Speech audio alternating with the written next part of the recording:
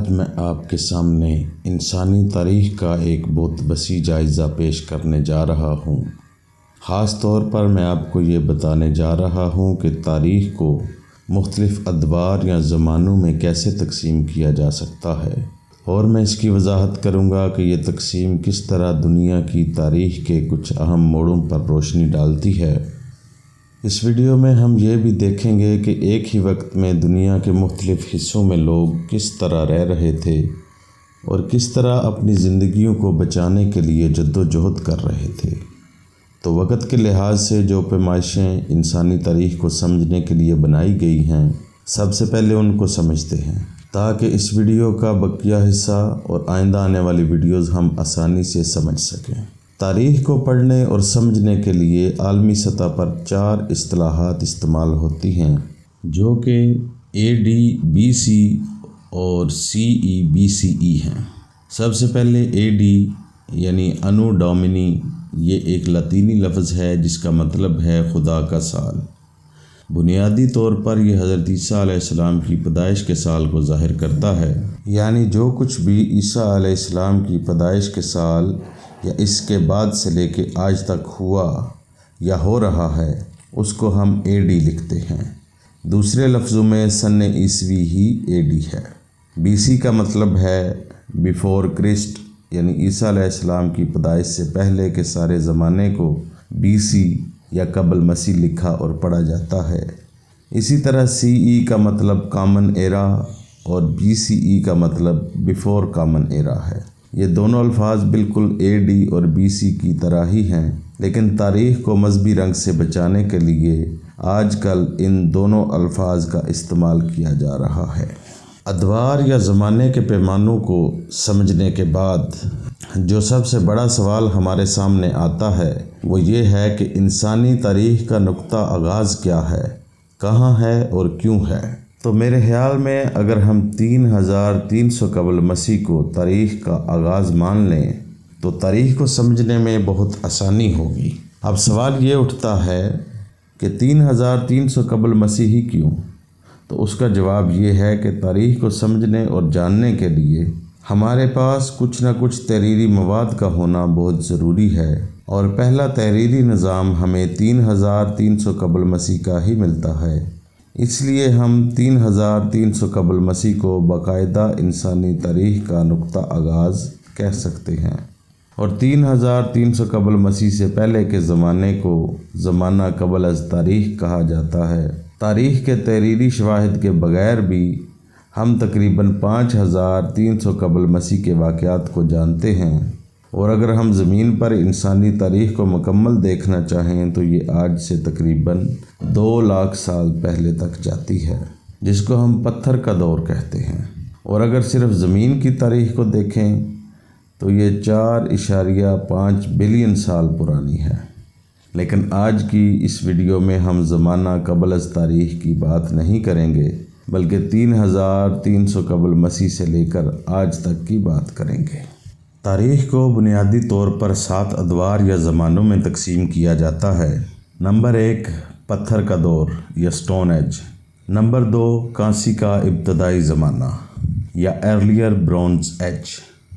Number 3 کانسی کا دور یا پراپر برونز ایج۔ نمبر 4 لوہے کا زمانہ یا آئرن ایج۔ نمبر 5 کلاسیکی دور قدیم۔ نمبر 6 قرون وسطیٰ، اور نمبر 7 جدید دور۔ آئیے اب باری باری ان سب کا جائزہ لیتے ہیں۔ پتھر کا دور یا سٹون ایج آج کا ہمارا موضوع نہیں ہے، اس لیے کانسی کے ابتدائی دور سے شروع کرتے ہیں۔ کانسی کا ابتدائی دور ارلیئر برونز ایج۔ کانسی کا دور اس حقیقت پر مبنی ہے جب انسان نے پہلی بار کانسی کو پگھلا کر اس سے مختلف چیزیں بنانا شروع کیں۔ اس وقت ہی انسان نے لکھائی کا پہلا نظام متعارف کروایا۔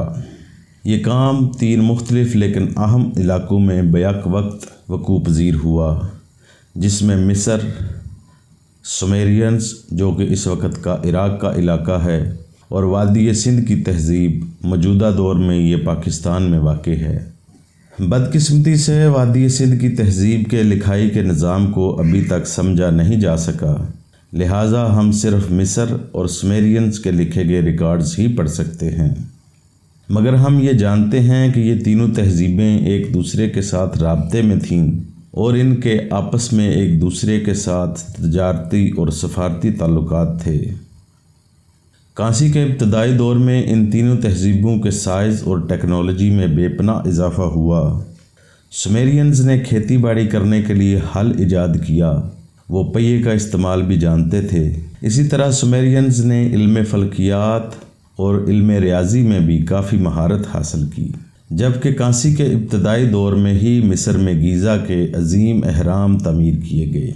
ان تینوں تہذیبوں کے علاوہ بھی اس وقت دنیا کے کچھ دوسرے حصوں میں کچھ شہر آباد تھے جو کہ جلد ہی ختم ہو گئے، جیسا کہ آج کے زمانے میں جہاں پیرو سٹی ہے وہاں بھی ایک تہذیب پروان چڑھ رہی تھی۔ اگرچہ انہوں نے پتھروں کے بڑے بڑے ڈھانچے بنائے، مگر حیرت کی بات یہ ہے کہ وہاں سے کوئی بھی تحریری مواد یا برتن نہیں مل سکا۔ ایسا لگتا ہے کہ ان کے ہاں کوئی بھی تحریری نظام یا استعمال کے برتن نہیں تھے۔ ابتدائی کانسی کے زمانے کے پتھر کے ڈھانچے انگلینڈ کے سٹون ایج اور مالٹا جزیرے پر بھی ملتے ہیں، لیکن ان میں سے کسی بھی جگہ کسی بڑی آبادی کے آثار نہیں ملتے ہیں۔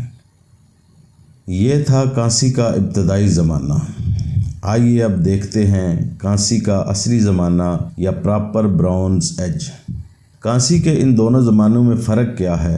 تو ان دونوں زمانوں کو تقسیم کرنے کی وجہ ایک بہت بڑا واقعہ ہے جس کو 4.2 کلو ایئرز کے نام سے جانا جاتا ہے، کیونکہ یہ واقعہ آج سے 4.2 ہزار سال پہلے پیش آیا، اس لیے اسی مناسبت سے اسے 4.2 کلو ایئرز کا نام دیا گیا ہے۔ اس واقعے کی اصل وجوہات ابھی تک زیر بحث ہیں، مگر جو ہم جانتے ہیں وہ یہ ہے کہ آج سے 4.2 ہزار سال پہلے تقریباً 100 سال تک انتہائی خشک سالی کی صورتحال رہی، جس کی وجہ سے مصر کی پرانی سلطنت یعنی اولڈ کنگڈم آف ایجپٹ، اکادیانز جنہوں نے بعد میں سومیرینز کو فتح کر لیا تھا، اور وادی سندھ کی تہذیب میں بہت تیزی سے کمی واقع ہوئی۔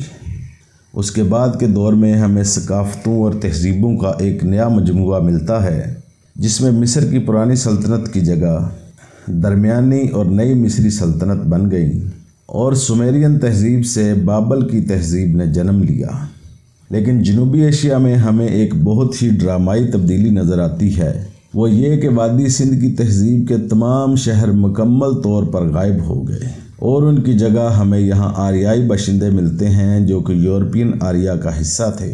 کانسی کے دور میں ہمیں پہلی بار دنیا کے دوسرے حصوں میں جنم لینے والی مختلف تہذیبیں ملتی ہیں، جن میں چین، سب سہارا افریقہ اور شمالی امریکہ شامل ہیں۔ ان جگہوں پر ہمیں جو تہذیبیں ملتی ہیں وہ بنیادی طور پر بہت پسماندہ لوگ تھے۔ ان کی بستیاں بہت پیچیدہ تھیں اور زیادہ تر مٹی کے بڑے بڑے ٹیلوں سے گری ہوئی تھیں۔ اس دور کی ایک اور خاص بات ہے کہ ہمیں تاریخ میں پہلی بار یورپ کے اندر مینوئنز کی تہذیب کے آثار ملتے ہیں، جو کہ یورپ کے جزیرہ کریٹ پر تھی، مگر تھوڑا ہی عرصہ گزرنے کے بعد مینوئنز صفحہ ہستی سے مٹ گئے اور ان کی جگہ میسینینز یونانیوں کی تہذیب کا آغاز ہوا۔ مینوئنز کے مٹنے کی وجہ ان کے قریب کسی آتش فشاں کا پھٹنا یا بہت شدید زلزلہ تھی، جس سے وہ لوگ مکمل طور پر ختم ہو گئے، اور خیال کیا جاتا ہے کہ اٹلانٹک کا افسانوی شہر یہیں آباد تھا، جو کہ آتش فشاں یا زلزلے کی وجہ سے سمندر میں غرق ہو گیا۔ تاریخ کا اگلا بڑا موڑ 1200 قبل مسیح میں واقع ہوا، اور اسے کانسی کے دور کے خاتمے کے نام سے جانا جاتا ہے۔ کچھ وجوہات کی بنا پر یونان، اناطولیہ اور مصر کی بڑی تہذیبیں ایک دم سے دنیا کے نقشے سے مٹ گئیں۔ یہ دور یونان کا تاریک دور کہلاتا ہے۔ یہ دور ایک ایسا دور ہے جس میں اس علاقے کے تاریخی ریکارڈز بالکل خاموش ہیں، مگر دلچسپ بات یہ ہے کہ اس دور میں دنیا کی سب سے مشہور داستانیں اور واقعات رونما ہوئے، جو کہ یہودیوں کی کتاب تورات، یونانیوں کی الیاڈ اور ہندوؤں کی مہابھارت میں درج ہیں۔ کانسی کے دور کے خاتمے کے ساتھ ہی مشرق وسطیٰ میں پہلی بار لوہے کا استعمال کیا گیا۔ جو دور یونانی تاریخ کے اعتبار سے تاریک دور کہلاتا ہے، یہی دور دنیا کے لیے لوہے کا زمانہ یا آئرن ایج ہے۔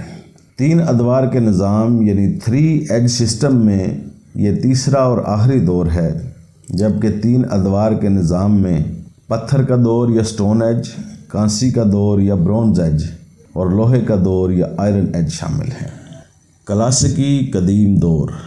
اگلی مدت در حقیقت 3 ادوار کے نظام کا حصہ نہیں ہے۔ اس کی وجہ یہ ہے کہ تقریباً 600 قبل مسیح کے بعد معلومات حاصل کرنے کے لیے اب آثار قدیمہ پر مکمل انحصار کرنے کی ضرورت نہیں ہے۔ جیسا کہ میں آپ کو پہلے بتا چکا ہوں کہ انسانوں نے 3300 قبل مسیح میں لکھنا شروع کر دیا تھا، لیکن کانسی کے دور اور لوہے کے دور میں ہمیں ایسی کوئی چیز نہیں ملتی جس کو ہم باقاعدہ تاریخ کی کتاب کہہ سکیں۔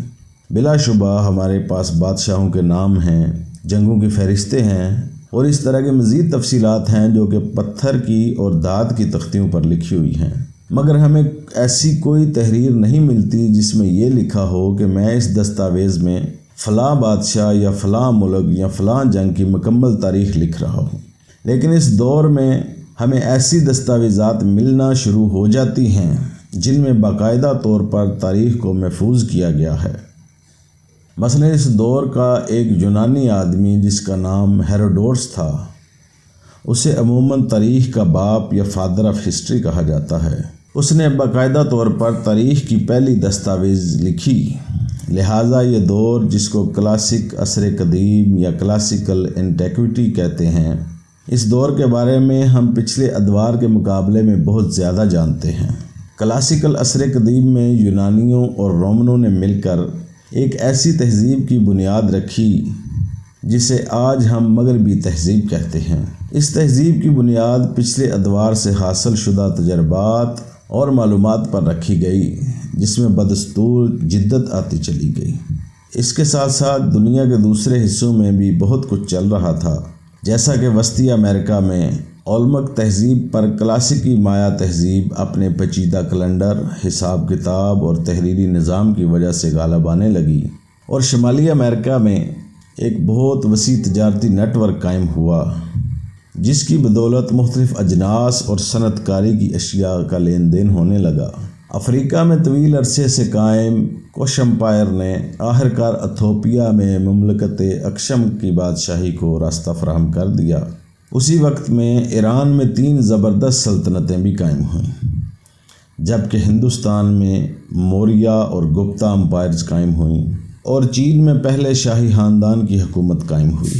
آخر ان تمام علاقوں کے درمیان تجارتی راستہ کھول دیا گیا جسے شاہراہ ریشم یا سلک روڈ کہا جاتا ہے، اور یوں تاریخ میں پہلی بار ایشیا کے مغربی اور مشرقی حصوں کو جوڑ دیا گیا۔ لیکن شاید اس سے بھی اہم بات یہ ہے کہ کلاسیکی عصر قدیم کے دوران ہی انسانیت کی موجودہ اخلاقی اور فلسفیانہ بنیادیں رکھی گئیں۔ بیک وقت آزادانہ طور پر ہمیں یونان کا فلسفہ، بائبل، ہندو مت، بدھ مت اور چین کے کنفیوشس کی تحریریں مل گئیں۔ اسی دور میں ہم نے جمہوریت کا پہلا کامیاب تجربہ بھی کیا اور صحیح معنوں میں سائنسی سوچ کا پہلا ثبوت بھی دیکھا۔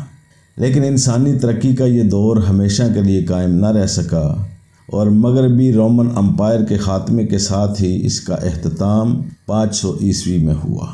دوسرے علاقوں میں کلاسیکی دور کا اختتام تھوڑا پہلے ہوا جیسا کہ چین میں، یا تھوڑا بعد میں ہوا جیسا کہ وسطی امریکہ میں۔ بہرحال بنیادی طور پر کلاسیکی تہذیبوں کی بیشتر چیزیں ٹوٹ گئیں۔ کلاسیکی تہذیبوں کی ٹوٹ پھوٹ کے بعد ہمیں وہ دور ملا جس کو ہم قرون وسطیٰ یا مڈل ایجز کہتے ہیں۔ یہ درمیانی دور بھی کہلاتا ہے۔ اس کی وجہ یہ ہے کہ یہ قدیم تاریخ جس کا پہلے ذکر کیا جا چکا ہے اور جدید تاریخ جس کا ابھی آگے ذکر آئے گا کہ بالکل درمیان میں واقع ہے۔ لیکن ایک اصطلاح جو قرون وسطیٰ کے دور کے لیے واقعی میں استعمال نہیں ہونی چاہیے تھی لیکن اکثر یورپین تاریخ دان اس کو استعمال کرتے ہیں، وہ یہ ہے کہ تاریک عہد یا ڈارک ایجز۔ اس کی وجہ یہ ہے کہ نام نہاد تاریک دور واقعی صرف مغربی یورپ تک ہی محدود تھا۔ دیگر علاقے جیسا کہ مشرق وسطیٰ اور چین اس وقت واقعتاً اپنے نئے سنہری دور میں سے گزر رہے تھے۔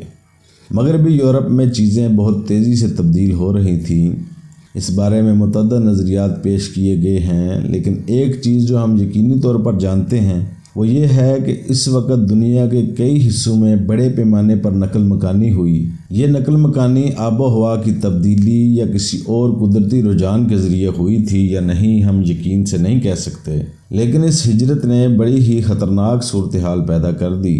مثال کے طور پر ہونز قبائل مشرق سے ہجرت کر کے یورپ میں چلے گئے اور انہوں نے متعدد جرمن قبائل کو جنوب کی طرف دھکیل دیا، جس کی وجہ سے روم کے ساتھ ان کا تنازع کھڑا ہو گیا۔ یہ جرمن قبائل ہی تھے جن کو رومی وحشی یا باربیرینز کے نام سے جانتے تھے، اور آخرکار یہی قبائل مغربی سلطنت کے خاتمے کا سبب بنے اور یورپ کو نام نہاد تاریک دور میں غرق کر دیا گیا۔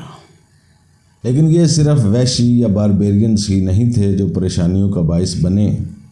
535 اور 536 عیسوی میں موسموں کے تغیر کے متعدد شدید واقعات پیش آئے۔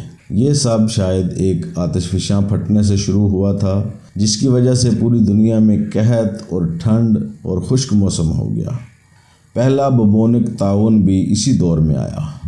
طاعون کی وبا نے کچھ شہروں میں 50% تک آبادی کو ہلاک کر دیا۔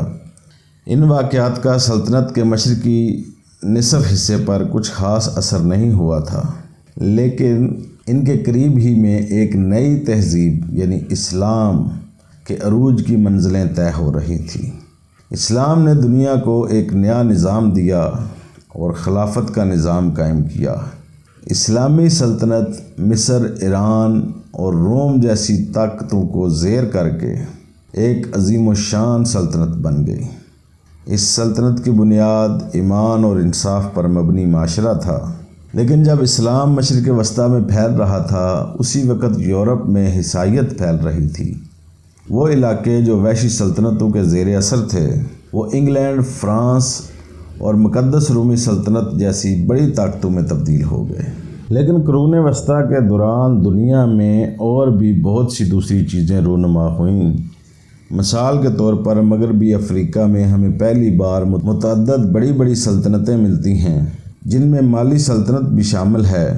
اس کا حکمران مانسا موسا تھا، جو پوری دنیا کی تاریخ میں اب تک کا سب سے امیر شخص تھا، اور جنوبی افریقہ میں عظیم زمبابوے کا شہر تھا، جس میں دنیا کے اس حصے میں پہلے بڑے بڑے ڈھانچے ملتے ہیں۔ اسی دوران امریکہ میں بھی بہت کچھ چل رہا تھا۔ میسو امریکہ میں آزٹک غلبہ حاصل کر رہے تھے اور جنوبی امریکہ میں انکاز تھے۔ قرون وسطیٰ کے زمانے میں ہی ہمیں اب تک کی سب سے بڑی زمینی سلطنت یعنی منگول سلطنت ملتی ہے، جس کی بنیاد چنگیز خان نے رکھی تھی۔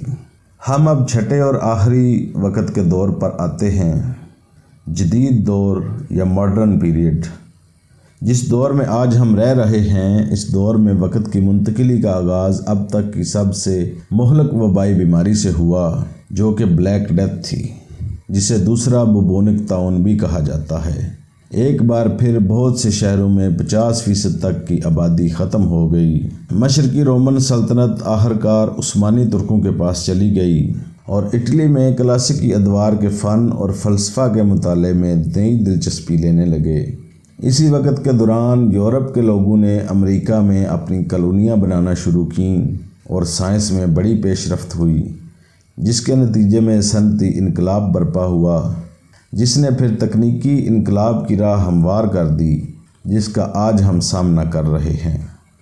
تو یہ انسانی تاریخ پر ایک بہت ہی وسیع جائزہ تھا، لیکن میرے خیال میں جو شاید سب سے زیادہ دلچسپ اور سب سے اہم چیز ہے وہ مماثلتیں ہیں، جو ہر دور کے مابین منتقلی کے وقت دیکھی جا سکتی ہیں۔ ان میں آب و ہوا کی تبدیلی کے واقعات، بڑے پیمانے پر نقل مکانی اور وبائی امراض کا امتزاج شامل ہوتا ہے۔